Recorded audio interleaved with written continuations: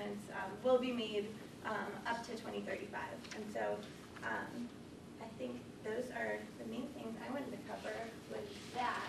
And so after looking, and tell me if I'm off base on this, Mike, but looking through like, some of the materials for the take-home meetings for the Lower Reedville study, it seems like there's at least some like, interim things that are being heard so far related to what the community investments are. And these are some of the things that it seemed like were listed for the Lower Reedville study.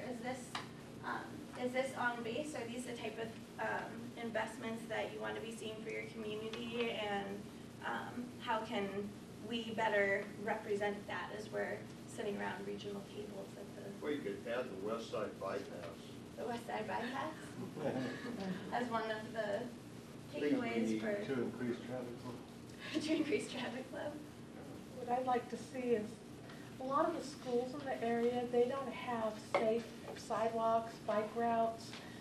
A lot of the kids nowadays can't ride their bikes to school because there's no safe way to get to school. So access to schools. Or when they're constructing schools or looking at the roads, having some kind of safe way. I would never have, even if my kid did go to Beaver Acres on 170, but I would never have them walk or ride because it's not a safe road. Tara, one theme that you could use to tie all those together that the Lower Reedville study will be moving forward into is governance. Because a lot of those tasks would be assigned to a government, a city. The county has stepped up in order to provide what they can by charter or want to beyond charter, but this is going to kind of weave the fabric of these complaints together into a thesis and kind of a direction that is going to help match money with effort.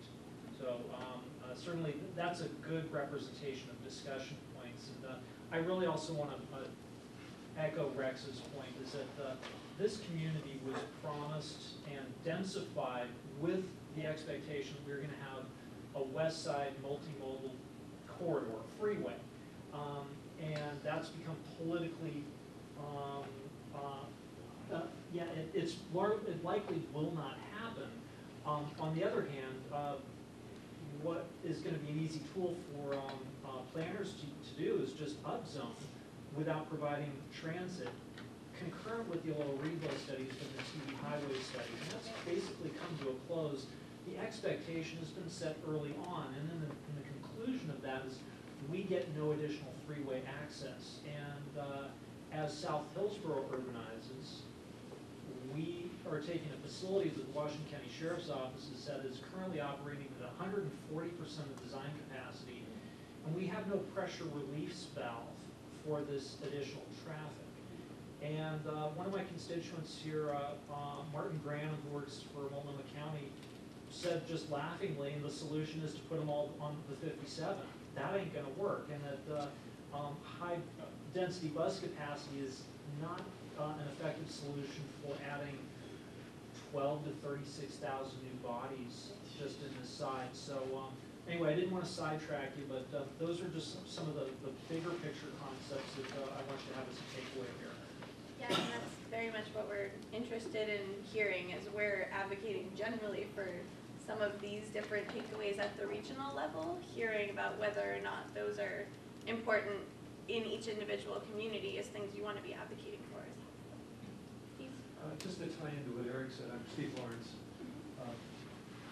It seems like Washington, the Thousand Friends, they were instrumental in taking the freeway away, by the way, and could make maybe a couple more thousand friends if they would help get it back. Honestly, I mean, we did a little survey here, and it was almost unanimous that we need a limited access facility because what we've become is a crossroads community. There's a whole lot of traffic running through our community that isn't generated here. Contrary to what the TV highway study indicated, that all the TV highway traffic, but the majority of TV highway traffic and north-south traffic in the Lower Reedville was local. Well, they did that by having some pretty fancy definitions of what local traffic was. So like if you started in Tualatin, but entered the corridor anywhere along the north or south of it, and then exited it anywhere else, that meant that you were a local trip. So I mean, they just had very bad criteria, and so they came up with a very bad conclusion. When we that live here know that's not the case. And I think Eric was saying that with South Hillsborough coming in, it's not only gonna exacerbate it, but I think even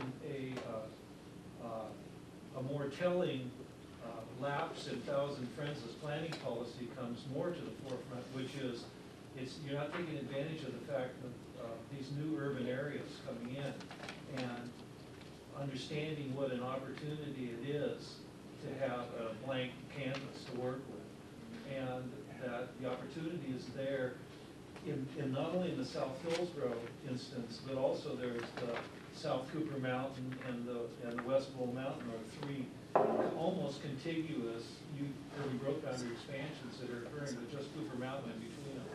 So it's a really rare opportunity, one that the region probably won't see again for hundreds of years maybe. And Thousand Friends could show their progressive nature by understanding that it's time to reevaluate a former policy that if you reevaluated it, you would find out it isn't working. I mean, the contention at the time was, we're gonna provide alternative ways for those trips to occur. Well, we didn't provide them.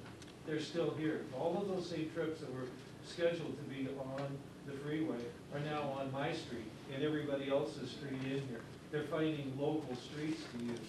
And it'll be real interesting how Metro can make that seem like it's climate friendly.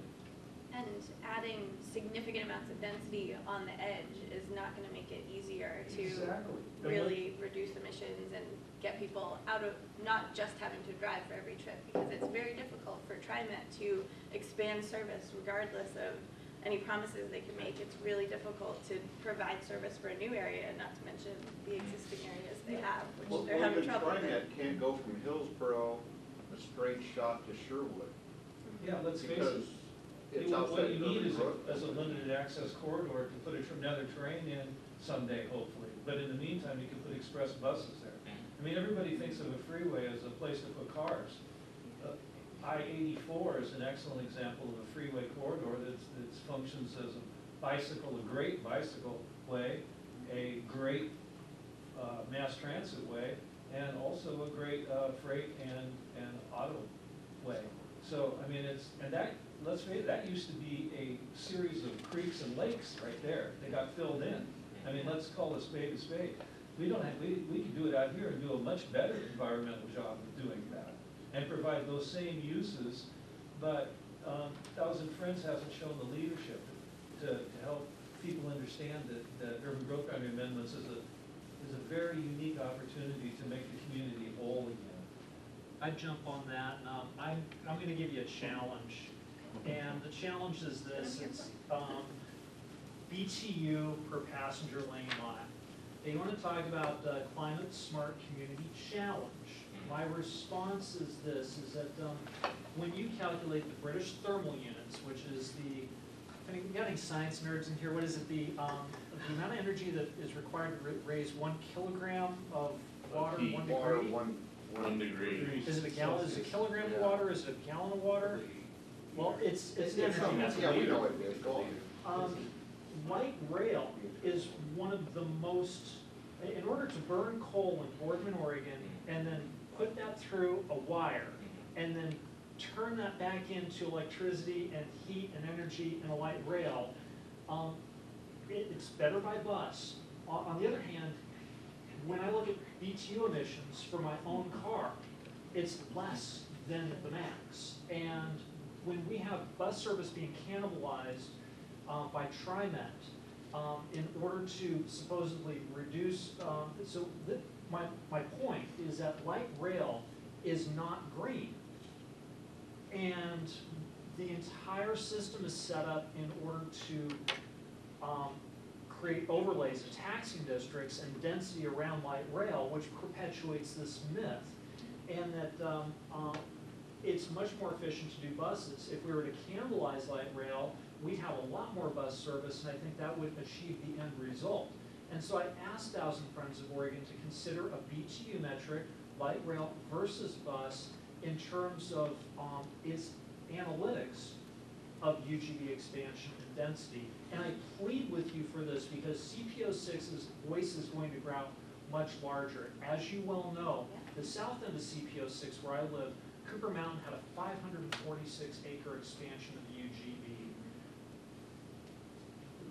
And there's very little blowback from the community. On the other hand, I live on Southwest 175th, which dovetails into Roy Rogers Road, the default west side bypass.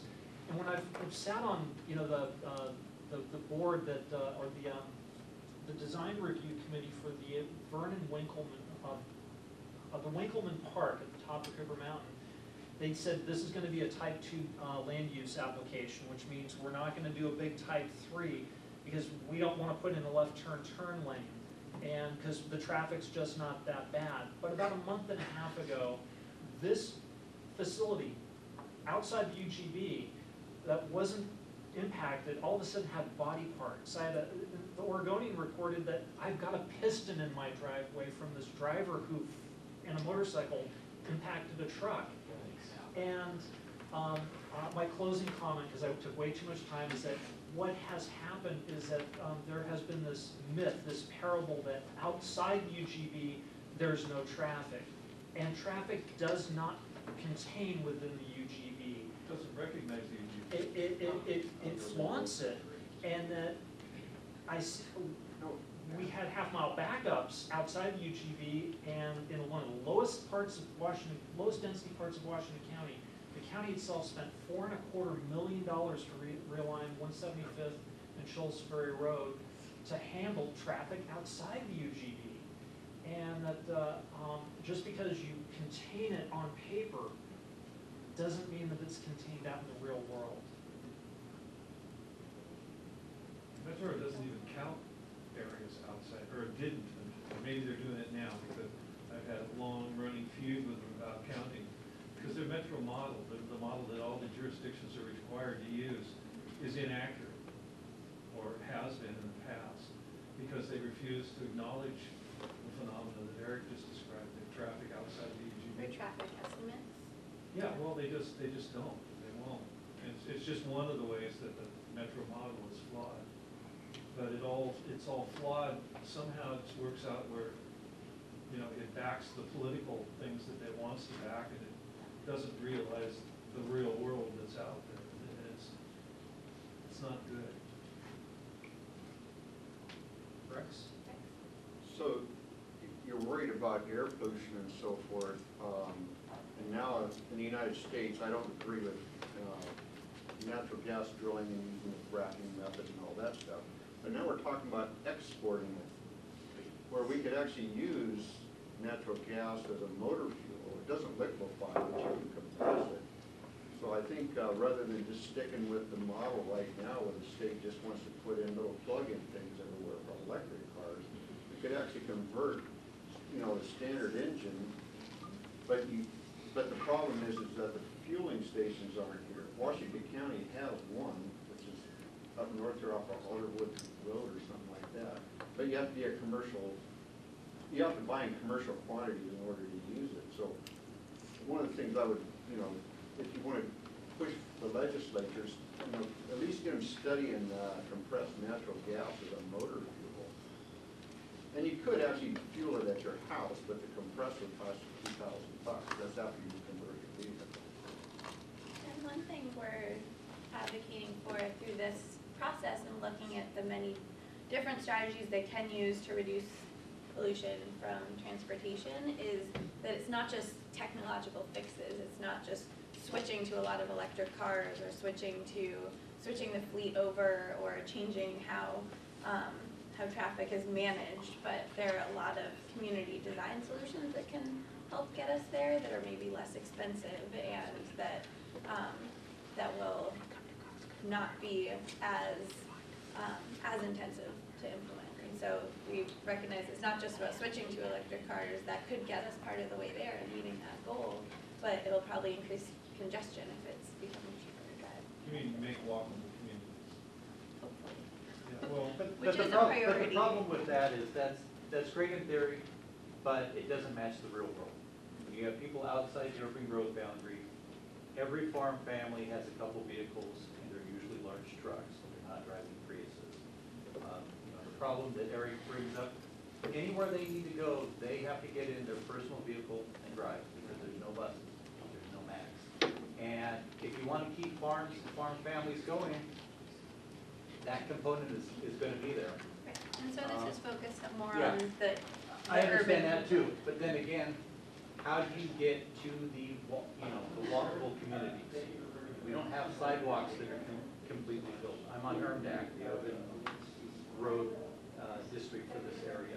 There's very little money available to fill in the gaps in sidewalks. That's, far more expensive than you realize. There's not the money for it. There's not the political will for it. It involves long-term planning to get people to change things that's not going to happen for 10 or 20 or 30 years, because the people who are responsible for doing a large component of it is the private sector. And if you don't have private businessmen and businesswomen who are building these community-friendly areas, like Orenco, then you're not going to get it, because government is not building these communities and buildings and things like that. And so that's something that you need to keep in mind. It would be great if, you live in Europe where you can walk to the store, and I've lived in Hungary and I've traveled all around Europe, and it's great because you don't need a car.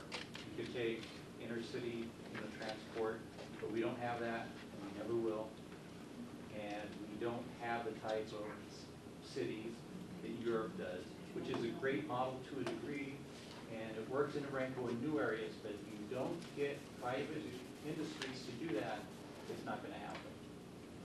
And I think though it is politically difficult and quite expensive, I've seen along West Union Road, for example, there's the strip of sidewalk where the business is on the left side, and then it stops, because that's exactly what could be required and no more. Walk through the road. And many areas that have some development and then it stops. I think prioritizing sidewalks can be one of the things that we say, this is what some money needs to go to. Yes, other transportation investments, but other comments before I wrap up and say how you can voice these concerns? Do they still do the pollution checks like they used to do like 20 years ago? Because they used to always on the news, they'd say, this is what the level of smog was and stuff. You just don't see that anymore just because everything's cleared up so much, or? But definitely in certain times of Yeah, summer. they used to put it on the news all the time, like there's a smog alert or something like that, or, but the air's been fairly clear for a long time. Well, I know sometimes in the summer when there's, Well, it's usually forest fires for those. yeah. I feel like I've seen announcements as driving along I-5 or something like that. But I'm not sure, maybe someone else knows.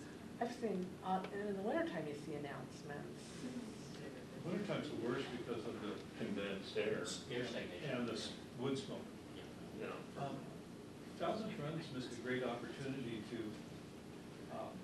help the city of Hillsborough do some good planning for their urban growth amendment when they didn't.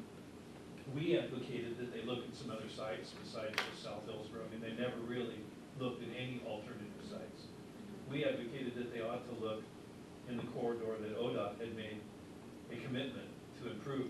ODOT was very succinct about the fact that they did not make a commitment to the TV highway corridor. They did make a commitment to Highway 26.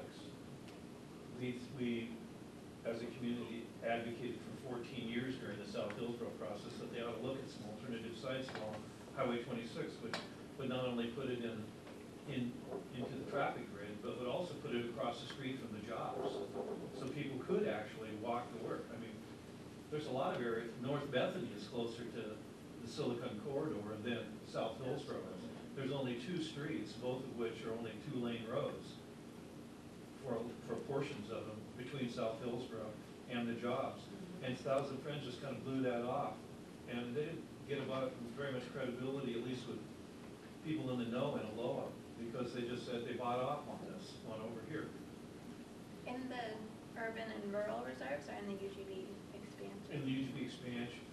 And- The urban and rural reserves, they actually did some fancy dances and utilized that opportunity to almost thwart having connections, highway connections outside the UGB in areas where, once again, everybody knew the traffic was, but Thousand Friends was right there saying, no, we have to save this area for farmland, even though it's just a long little peninsula jutting into the urban area. I mean, there was all this political stuff. I mean, it just doesn't, I mean, people are getting smart enough, they can see through the politics now. And And we if you say definitely you're- did advocate against the UGB expansion, and I think we'll continue to try and look at the numbers justifying it about whether or not we support different expansions or not, and we continue to come out against it, but it, as you know, is moving forward. Yeah, you didn't come out against this one, and what the important part, in my point, was that you didn't advocate that they look at an alternative site where you could create a walkable community across the street from the jobs. You know, I mean, it wasn't like we're asking for rocket science, it's all we were saying was that you could create more tennis balls farther west. You know, it's like, you know, another cookie cutter, it's not, I think we'll continue to advocate that there's more opportunity within existing centers to make investments in more walkable communities, that there's a lot of existing capacity within the UGB for the type of communities that people can walk more frequently, and that they will still very likely have cars and choose to drive in many situations, but that there's a lot more transit-oriented development type opportunities. And so we're going to continue to make that case as much as we can throughout this process, and we'll keep coming back to listen about what some of the main issues are that you're engaged with. So I'll take one more comment and then I'll. But even, like, you know, this popular idea that everybody needs to live on a postage stamp on a house that looks like a file cabinet. That's You my house. basically compress all these people into this, and now there's studies showing that these create urban hotspots because of the amount of concrete and material there. And so that is a form of pollution, cramming people together. Because in cities, You could sure start a fire. basically in cities though, you start increasing the temperature 4 or 5 degrees, which means you're burning more air conditioning, costs, and so on and so forth. Well, they do look like file cabinets. Just dumping a rock to live in the thing. God, you got 4 flights of stairs, you know, they put the laundry on the bottom, the bedroom's up there. These things are designed by idiots, you know. I'm being a nice guy tonight. There are many types of community design around the region that are not supportive of the types of good apartments or good density that people might want to move to. And so the design also matters as we're looking at different types of, okay, there are people who want to live in apartments, there probably isn't something like that, and let's make sure that the types of building that happen are supportive. Yeah, but if the only houses you're building are basically jammed together, then your choices are limited. And that's dictated by Metro, right? That Basically, yeah. We have the See, high I live density. across the street, So- I have one ranch house on a half-acre lot. You know, I got trees out there, and you can actually walk out in the backyard, and it's 10 degrees cooler out there underneath the trees. Where if I had gone up to Metro standards, then I'd have 6 houses out there. Right. And We're I'd have asphalt and, a few little rose bushes, and if the kid goes outside and throws a rock, he's in trouble because he hits in his house or something, so. And we're working with Metro to make sure they're looking at market demand and not just advocating for more apartments in certain areas. And so saying, look at what the capacity is, what is the demand for new single-family houses, and like how much do we have right now? So those are definitely priorities we look at when looking at the market, and not just what we're seeing at the national level, but locally. Even the That's South not- That's not Hillsborough what they're plan. demanding in South Hillsborough. That's South Hillsborough. South Hillsborough is usually all 2, 3, lot. 4 stories. It's a half acre crest. There's not gonna be, probably no single-story buildings over Yeah. there that I can figure out. Maybe a few over by the golf course when they get around to doing that part, but that's not part of this proposal. There is zoning for some, but I couldn't tell you where. Well, they call them houses, but you and I wouldn't call them, we would call them condos, because because they're three-story townhouses. Well, we'll be Also- continuing to pay attention to what happens in the South Hillsborough process and in that planning effort, as there's opportunities to make sure that that isn't just a big chunk of apartment buildings, but that the design matters and that it, the different things that are located there, to make sure that it isn't just all housing in one big chunk, but that it really is somewhere where you can walk and you can have options. Well, there's gonna be parks and stuff to walk to, but it's not a complete community because there's no jobs.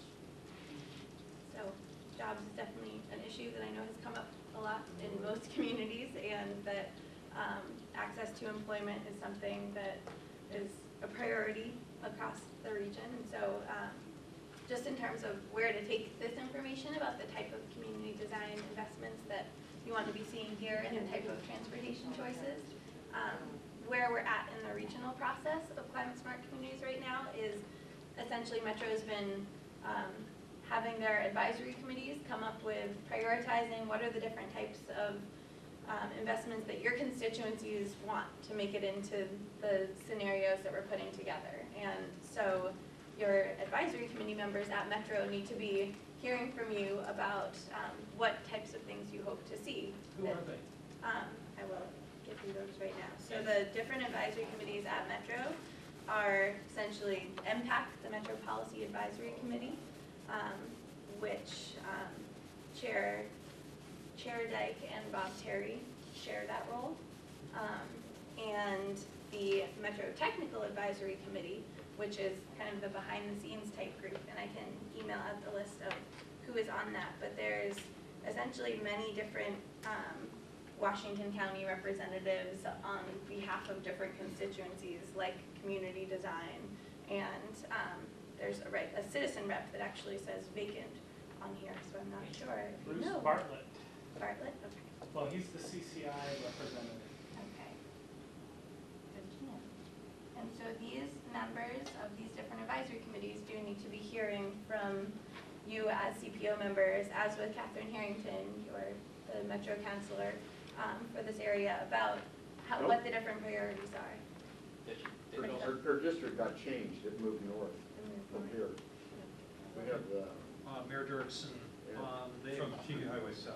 Yeah, TV highways are They new. divided Aloha and Reedville in half. That's real nice of That'd be too powerful. Yeah. Well, I don't know about the CPO, it looks like nobody here can speak their mind.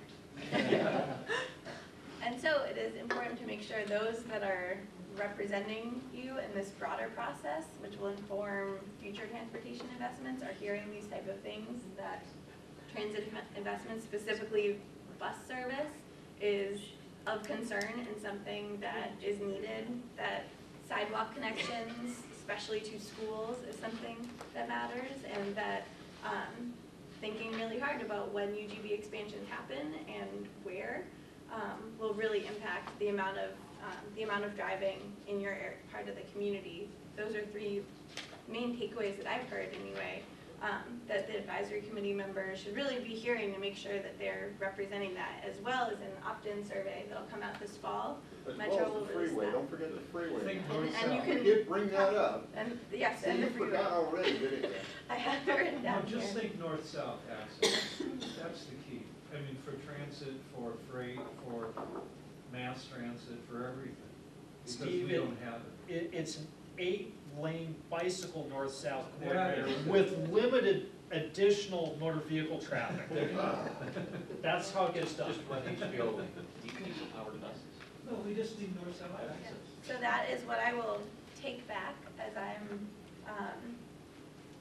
going to different advisory committee meetings and participating in different events, but I will send along a list of specific people that you can make sure to communicate that to. Your Metro Councilor being one of them, your County Commissioner being another. And then there are other citizen representatives in Washington County that just need to be reminded of what's the priority for your area, and make sure it is reflected. Because our interest is that this process goes well in the metro area, that communities feel they've had a voice in it, and that scenario planning can be a tool that works in different communities, and looking at different scenarios and choosing how they want to grow and how they want to make transportation investments. So that's why we're listening at a lot of different CPOs to see, and neighborhood associations and other organizations to see what the priorities are, so we can be listening and taking that into account as we advocate. Dan? Just a quick pitch that last month the CCI had an excellent, I think, discussion with the county on the transportation system plan update. And that was a big part. And these themes are brought up there too. It's other CPOs that are really interested in some of these themes. And Eric gave great comments there to synthesize some of these types of things. And you get down into different parts of this, but please stay tuned to CCI because they're really tuned in to some of these things. I'm sorry, Dave, what's CCI? And just, yeah, to remind everyone, thank you, Committee for Citizen Involvement, and each CPO sends representatives to it.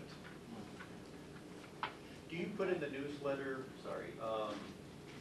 those meetings, when they're going to be, and a summary of previous ones? If you don't, that would be. On the internet. Yeah, well, Yeah. we need to do a better job, I think, of posting the CCI's work. Okay, one more comment. I'm going to pass these around as I go. If you don't receive our emails or newsletter and want to hear about what we're working on once a month, then there's our sign-in sheet. I know many of you signed up last time, but you would have gotten an email today if you're on our email list this morning. Sarah's really great about jumping in and responding to questions. I joined Thousand Friends of Oregon and get newsletters and updates, and it's so she doesn't have to do the hard pitch. I'll do it on her behalf. I think it's worthwhile to join organizations that align with your beliefs, and some of mine do align, some of them don't with Thousand Friends, but I'm a member, and so they send me some interesting stuff in the mailbox. That being said, I want to maybe close with Mike. You had a quick comment? I do, just on your behalf, and on behalf of the Lower Reedville Project. I'm in conversations with Kim Ellis, who's leading the Climate Smart Communities initiative, and the Lower Reedville study may end up being one of the case studies, so your voices become even more important on a regional basis. So I ask you to continue soliciting input from other members of the community. We have a lot of input from this group. We have a lot of group input from smaller selected groups, but it's your neighbors that aren't giving us their additional opinions and comments as well. So. Mike, is there a Lower Reedville CAC meeting next Wednesday? Yes. There is a TAC meeting from 3 to 4:30 in this room, Technical Advisory Committee, and there's a Citizen Advisory Committee meeting in this room from 6 to 8:30. Thanks for allowing me to plug that, because I'll plug it again at the end of the meeting. Steve, last thing? I just get real concerned, this is kind of a generic kind of comment. I get real concerned because nobody is advocating for an overall solution in transportation. And I just get very concerned that what it boils down to is community, it pits community against community. You know, and the communities with the biggest advocacy group or the most political power win. And we saw that happen with the bypass. Some people, rural people, advocated against it, got in control of the process and made it go away. And we're all paying for it. And so, and then you've got other communities in the north that don't want to see it go north through, you know, the continuation of the West Hills on Highway 30, any of that. You know, there's all kinds of people over that way advocating against it, and they have a lot of political power. And here we're stuck in the middle, you know, in the boiling traffic jam, and we don't have power. You know, it goes back to Eric's governance issue again. And I just think that big organizations ought to step in here. I mean, not only county governments, but regional governments and Thousand Friends also. And they've all been skating on this issue.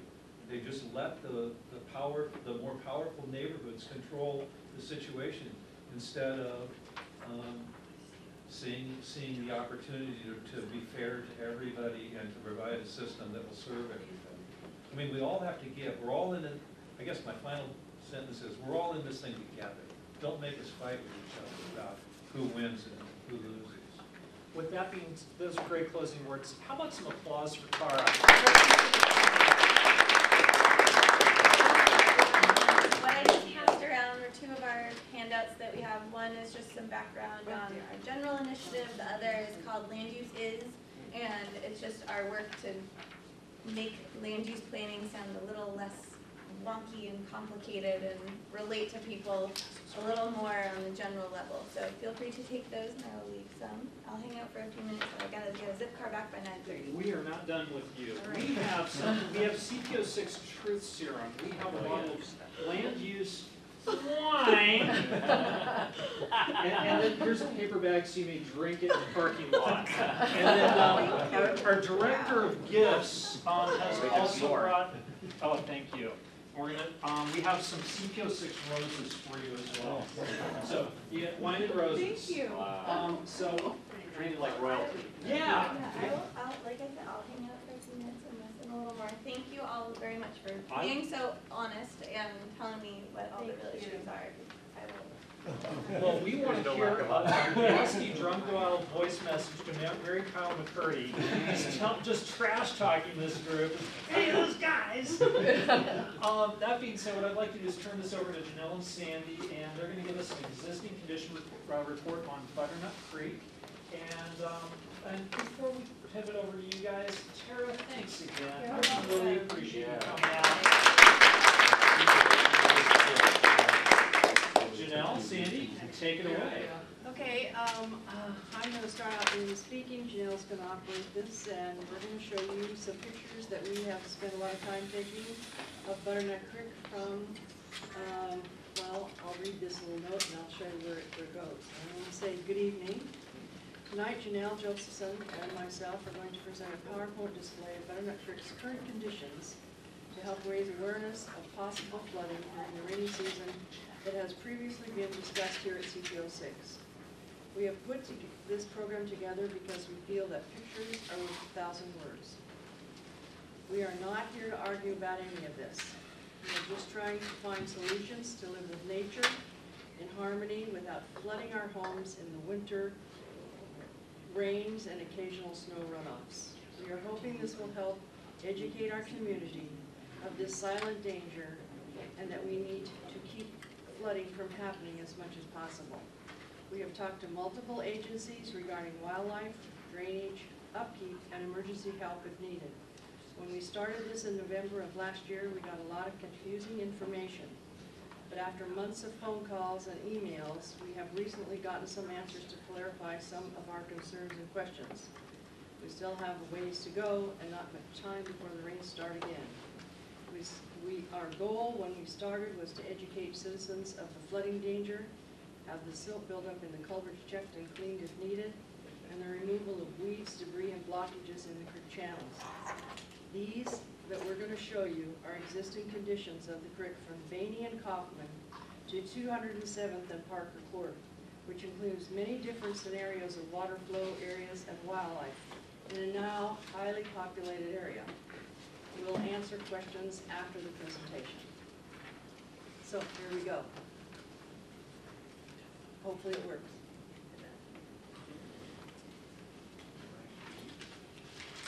We've been taking these pictures for months.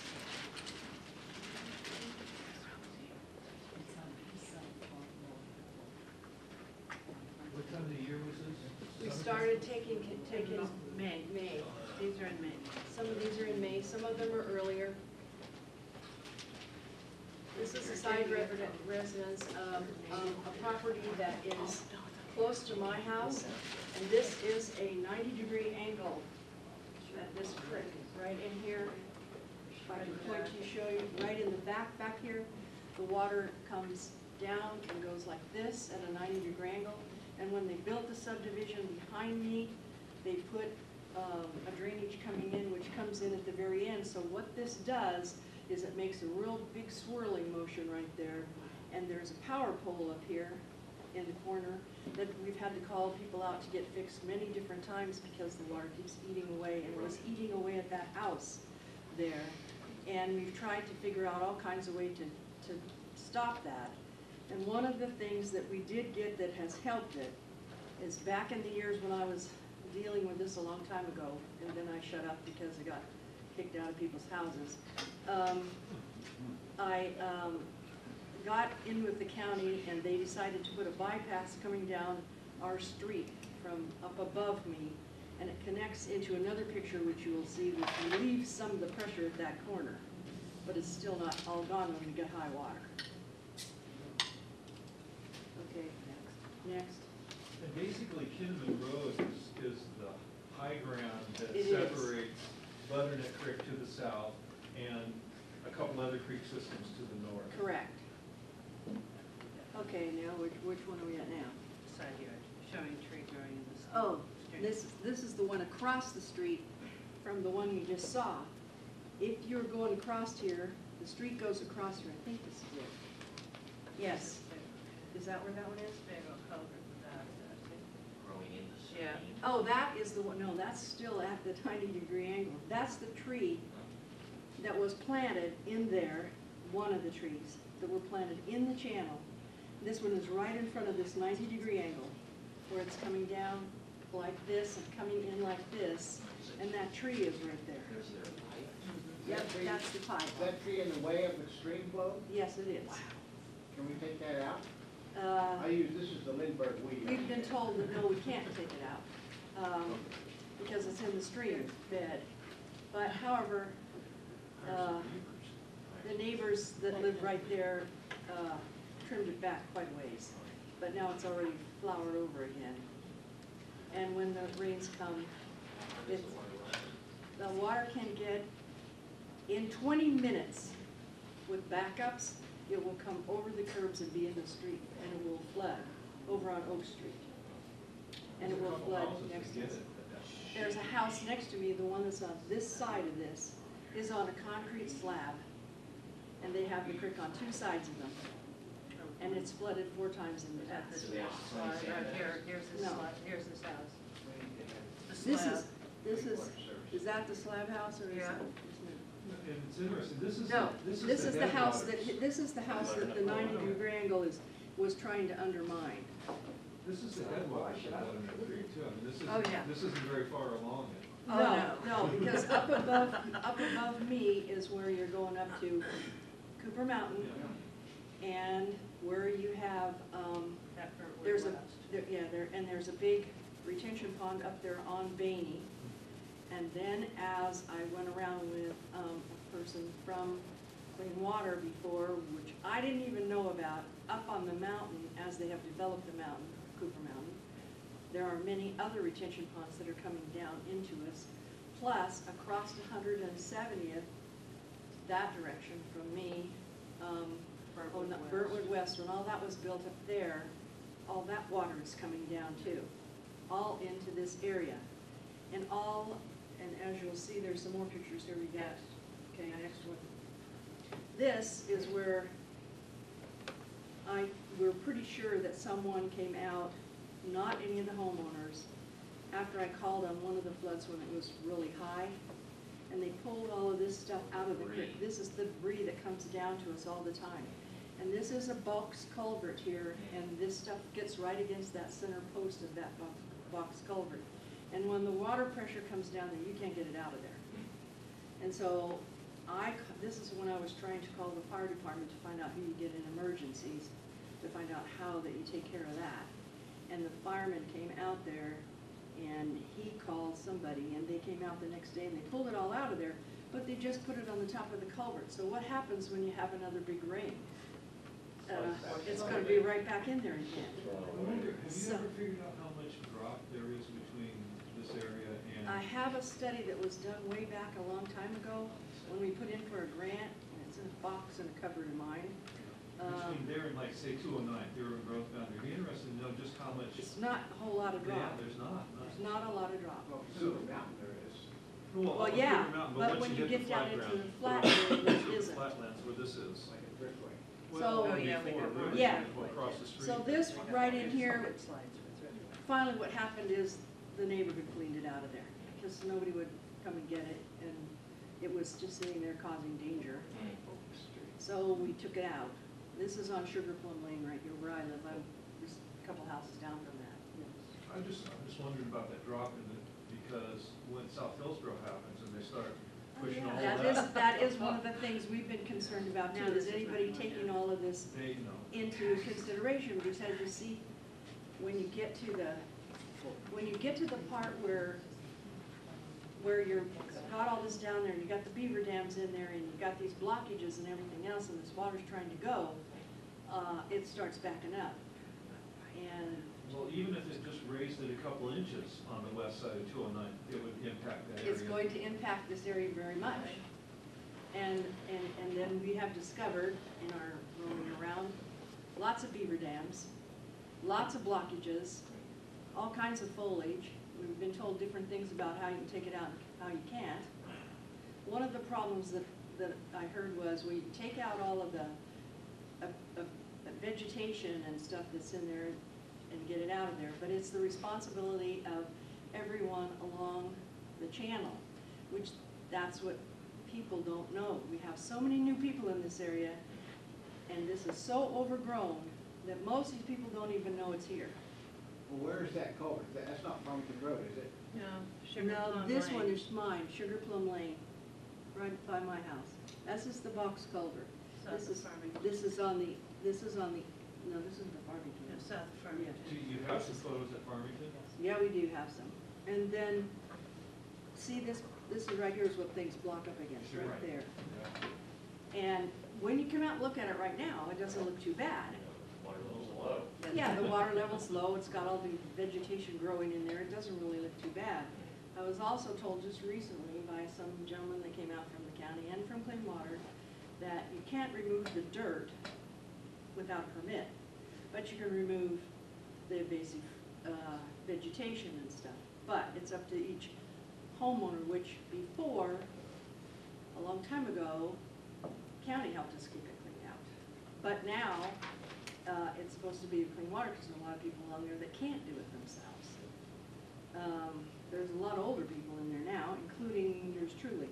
How many absentee landlords do you have? We did have several in there along the creek, but the houses have been bought now, and I know they don't know any of the situation. Okay. Well, a lot of people think you can't mess with what's in there, too. Well, I did find out by talking to the gentleman that came out the other day that yes, we can go in there and clean it out. The big question that's coming from everybody is, okay, if we go in there and clean out the stuff, the debris and the vegetation, what do we do with it? Because we only get garbage service every other week to put this stuff in. So we don't know if we were to do that, how you could even do it.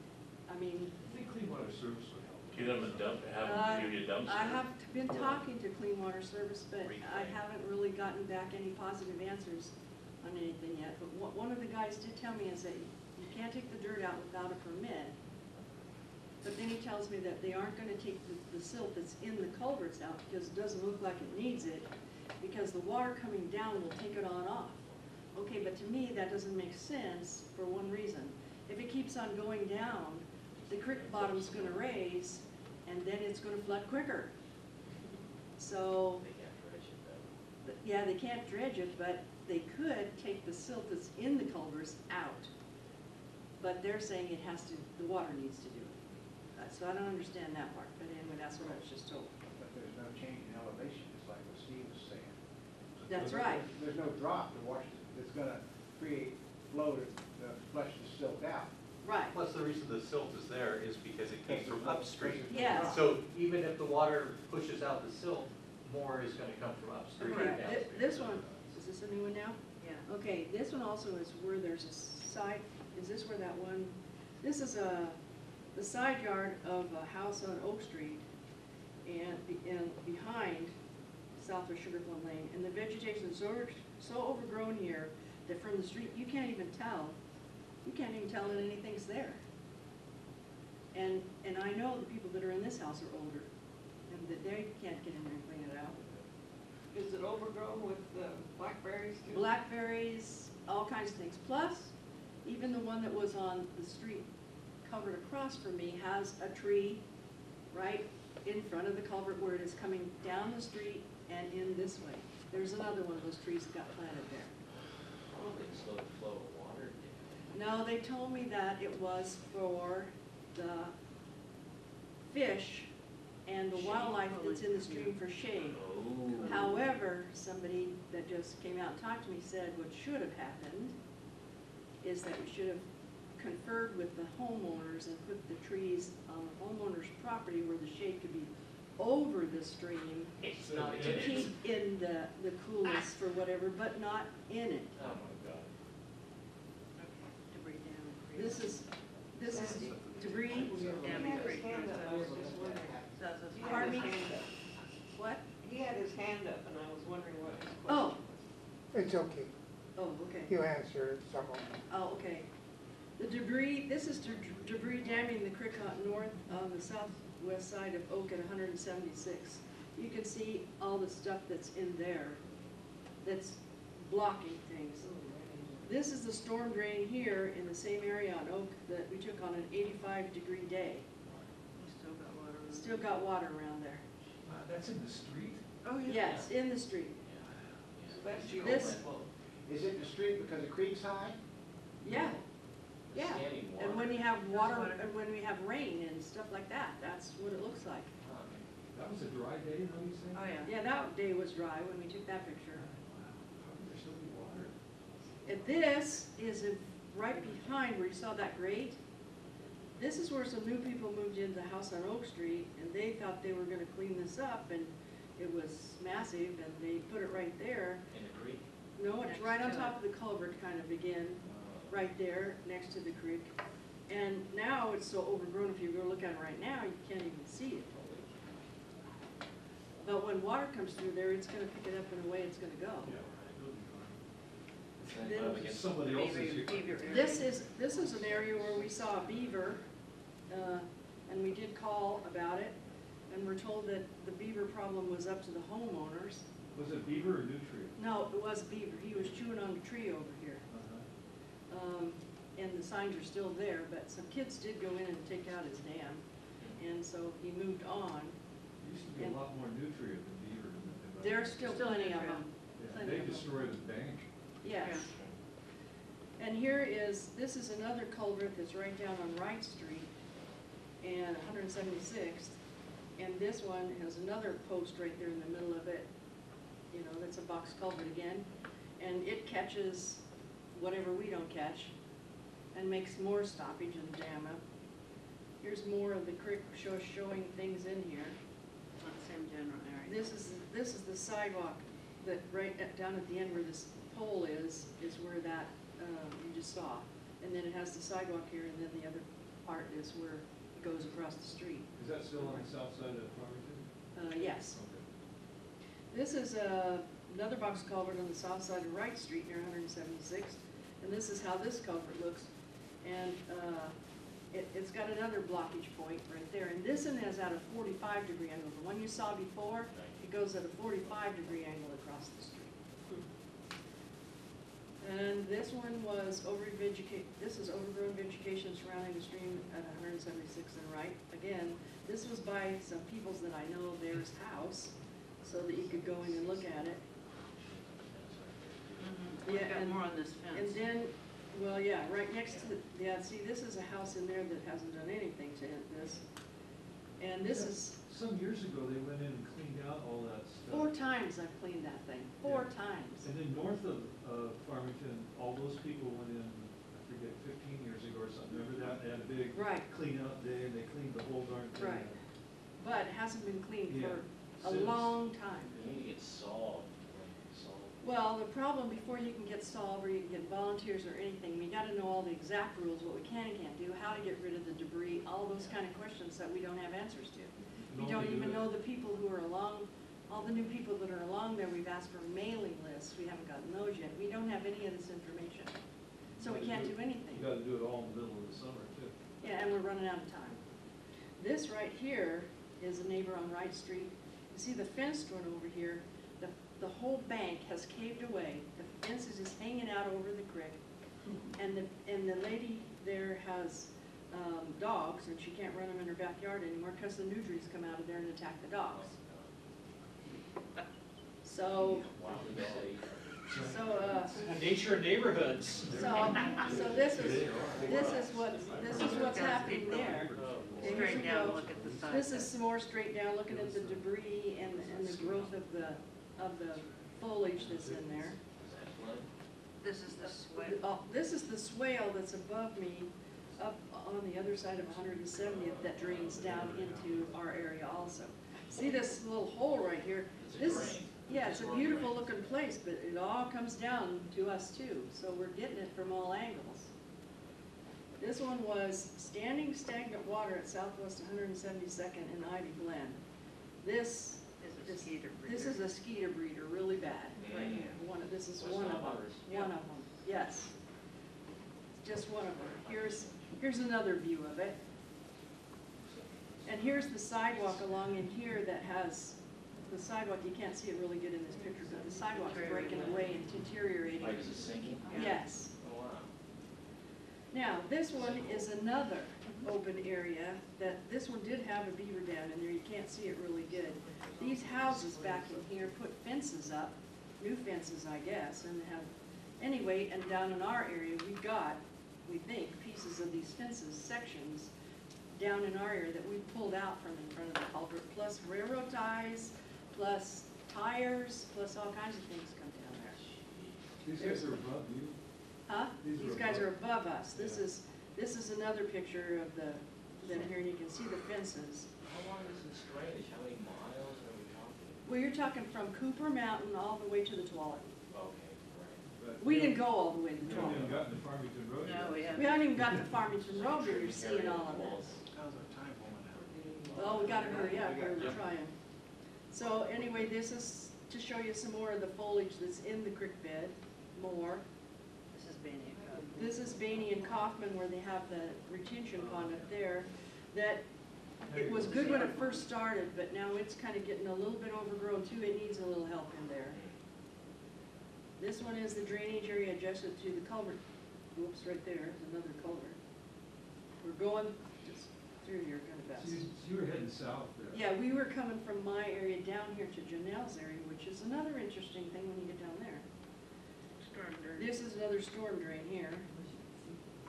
Okay, this is coming close. Now we're down. Now we're getting closer to Farmington. This, I think, is the, is this the fence With of the Farmington? Thriftway store. Yeah, that's Yeah. right, Thriftway. Yeah, by, Behind it. Yeah. right. That's part of this, and then this in here Beaver is not, pond. is Beaver Pond and not moving very good either. Yeah. It's pretty They stagnant. overplanted that. That's what I mean, they went in and planted a lot of that stuff in there. Yes, They always Some- planted too thick. yes. Well, that's what they want. They want swamps that hold the water and allow it, in theory, to seep down. But there not are to be different moving out. theoys to I how still thick think it you should could put be. nature- I mean, I'm not Yeah. arguing for it, that's just. This one is, this is another beaver dam that's behind, the old valleys, which is Farmington Thriftway. There's another one back in here.